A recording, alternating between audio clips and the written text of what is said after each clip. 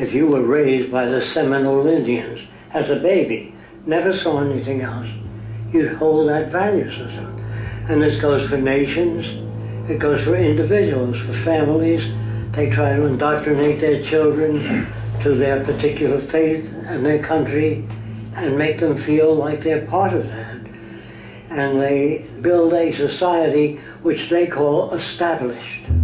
They establish a workable point of view and tend to perpetuate that, whereas all societies are really emergent, not established.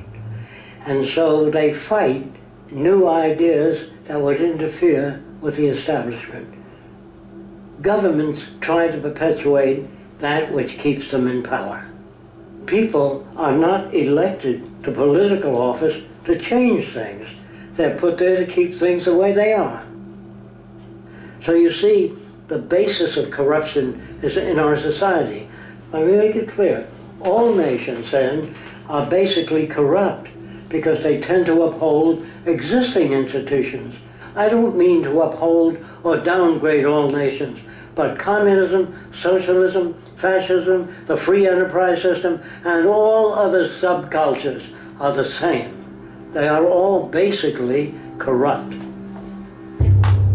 The most fundamental characteristic of our social institutions is the necessity for self-preservation.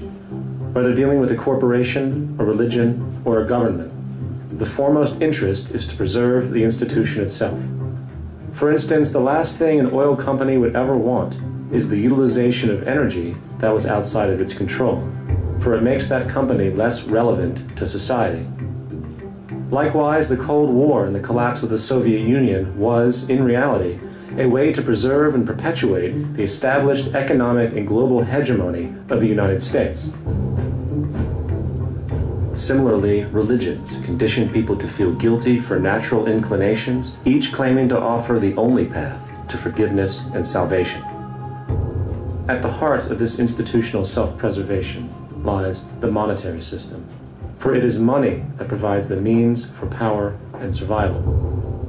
Therefore, just as a poor person might be forced to steal in order to survive, it is a natural inclination to do whatever is needed to continue an institution's profitability.